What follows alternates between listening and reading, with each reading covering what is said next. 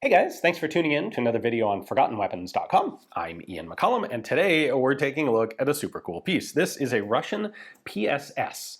Actually, technically it originally would have been a Soviet PSS, although this one is probably a Russian-made PSS. PSS means Special Purpose Pistol. This is a suppressed semi-auto pistol.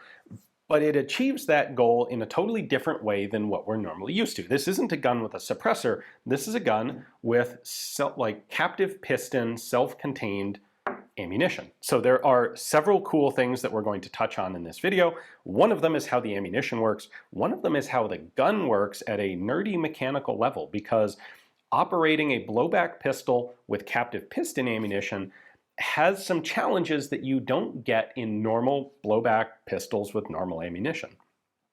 Let's start, however, with where this thing came from. It was developed in the late 1970s by a Russian design bureau group, I believe led by Viktor Lebchenko, along with some colleagues.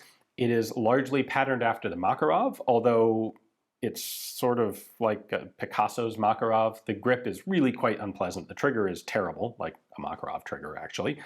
The sights are okay. The magazine capacity is 6 rounds, but you do get detachable box magazines, which we'll take a look at in a moment. It entered Russian military service or special operations service in 1973 with the GRU catalog number, index number 6P28. Now, what was the purpose of this? Several things. KGB previously had a couple of captive piston style pistols that were derringer style, where you had like 2 fixed barrels and you got 2 discrete shots and that was it. And then you had to open the thing up and reload it. The idea here was to come up with a more general purpose, multi-purpose, silenced pistol. This is the sort of thing that could still be used for assassination like that. And now you had 6 rounds, semi-auto, but it also offered some much better opportunities for special operations troops, not just like literal cloak and dagger assassination spy movie stuff, but also special ops. If you need to eliminate a sentry or a guard dog, something like that, and you want a very quiet, short range, very compact pistol, this would do the job much more effectively than a 2-shot derringer style gun using a similar sort of ammunition. So when the Soviet Union collapsed, these actually came onto the commercial market, and kind of bizarrely you can find like older Russian advertising material for selling these on the commercial market, which may well be how this one originally got out of Russia. I don't know exactly. But let's dive in closer. Let me show you how this comes apart and what's weird about it mechanically, and also its ammunition.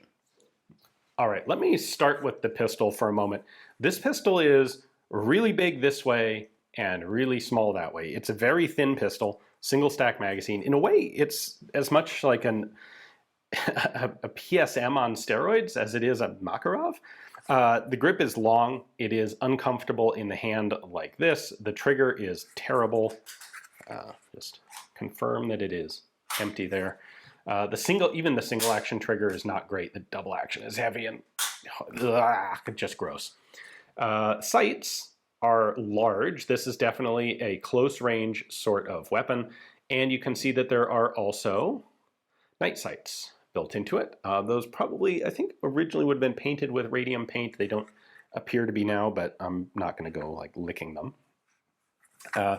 That's the pistol's handling. Oh, and last thing, you have a heel magazine release here with this unusual feature of a spring-loaded moving floor plate to the magazine that allows you to get access to the heel magazine release. So there's that. Actually, the one other thing I want to show you here, which is kind of cool, is when this thing is presenting a cartridge. This, by the way, is a fired round, so empty.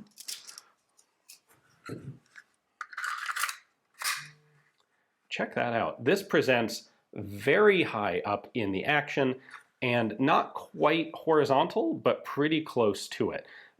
Because one of the challenges of this pistol is going to be feeding what is essentially almost a wad cutter cartridge. And lo and behold, it does that quite well.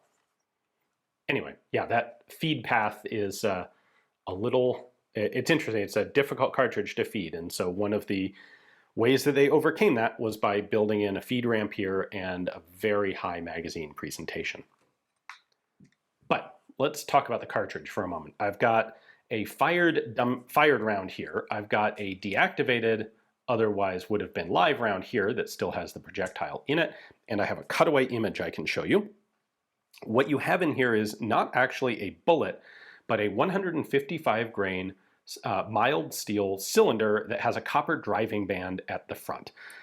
So a very long, basically as heavy of a projectile as you could get, just making it out of solid steel so that you get a little bit of penetration with it.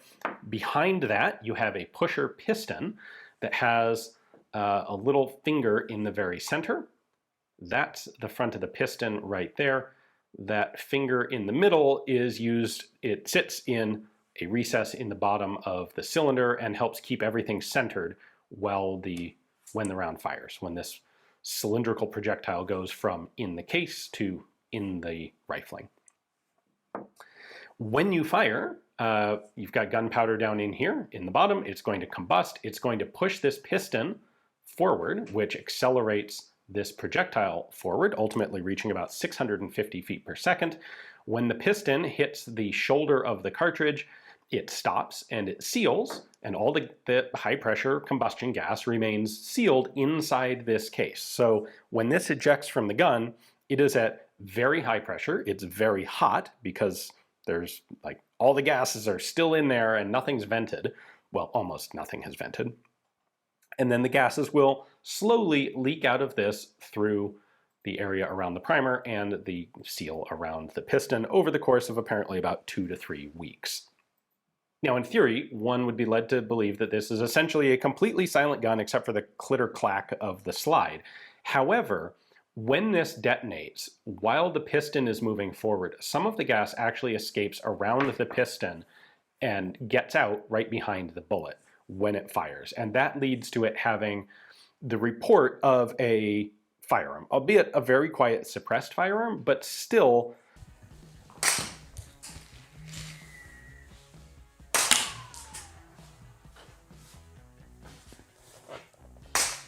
like, this is one of the reasons that this technology isn't more widespread. There are a lot of compromises you have to make to get something like this to work. And what you actually get out of it is not a completely silent report. What you get out of it is essentially a suppressed 22 sound. And a 155 grain projectile traveling at 650 feet per second, it's more impactful than a 22, but not like an order of magnitude more. Now for the gun, field stripping is actually quite easy.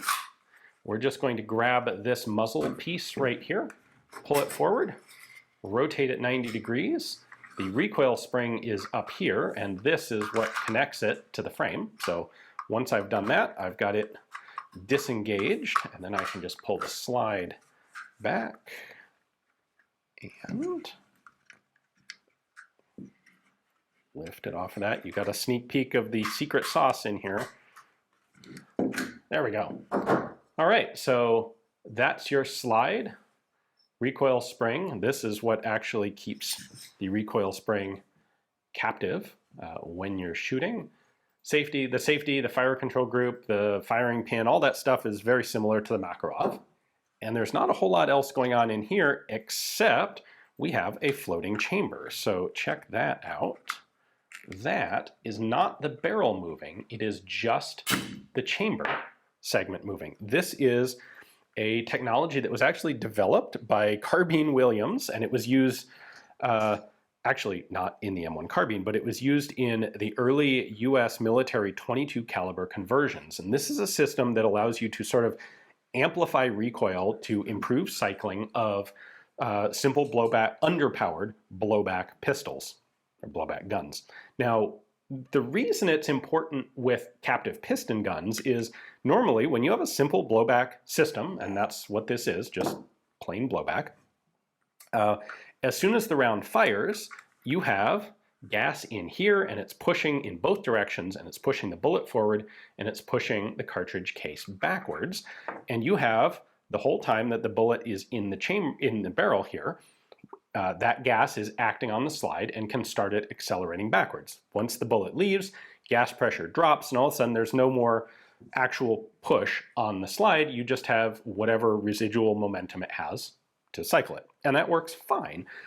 What makes the captive piston system a little different is as soon as the piston reaches the shoulder of the cartridge right here, all of a sudden there's no gas acting on anything anymore. Once this is in this position, the bullet is just traveling down the barrel from its own inertia. There's no gas pressure inside because it's all cooped up inside the case. Now, when the round initially fires, you have the maximum pressure inside the cartridge case, which normally would disperse out, drop as the volume increases as the bullet moves down the barrel. Instead, that maximum pressure is going to cause the back end of the case in particular to expand and stick to the chamber. And in a captive piston system, you don't actually have enough time for that friction to be overcome and start the system moving backwards before the piston stops and you lose all of your motive force. So if this was a completely plain barrel simple blowback, you would have a lot of stuck cases because there isn't enough energy to actually push this out the back of the action to extract it. By having the captive piston system, what happens is this can be frictionally jammed into the chamber and not moving, and that's okay because the whole chamber starts moving backwards like that. Once pressure drops and the case relaxes a bit, this is, by the way, this ammunition is steel cased, washed with a thick copper zinc coating. Once it relaxes and it can actually extract, well, now it and the chamber are both moving backwards. So you've got your initial momentum going. I'm sure this is one of those things that the initial experiment was just we make a captive piston, we put it in simple blowback, and then, we keep getting failures to extract, which seems weird. And then people think about it a bit more and realize, oh, that's what's going on. We need something like a floating chamber in order to actually make this work.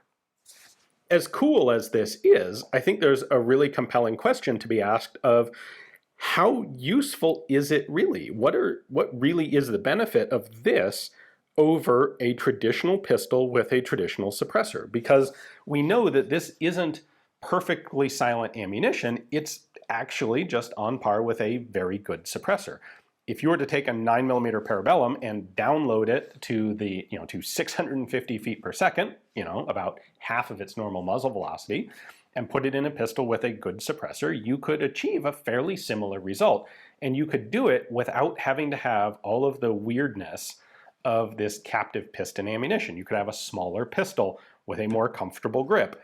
You wouldn't have to have a floating chamber. It could be, if you're doing this with specifically downloaded 9mm, it could be a plain, simple blowback action. A lot of potential benefits. You could also just make it for regular ammo if you needed it and have access to a normal logistical train instead of requiring this sort of specialty ammo. So, is it worth it? That's a question that really depends on the individual person who needs this, which is usually going to be a special forces unit or some sort of sneaky covert spy sort of thing. So there may be some conditions where they do want something like this, but I don't think it is the Russian Wunderwaffe that perhaps a lot of people are going to assume it is, which is kind of unfortunate. It would be cool if this really were just the coolest, the most effective thing ever to be seen, instead of just a really interesting example of sort of the road less taken when it comes to silent small arms design. I mentioned that these became available on the Russian commercial market when the Soviet Union collapsed. That ended in 2018 when they were taken down off of the manufacturer's website. They're still out there, obviously. In 2011, these guns were replaced in military and government service by the PSS-2, which is an improved system.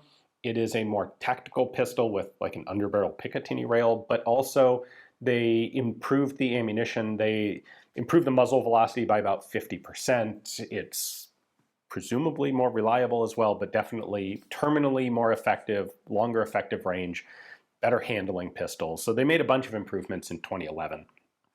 So this is no longer current technology. This is sort of one generation obsolete, but still fantastically interesting. Hopefully you guys enjoyed the video. Thanks for watching.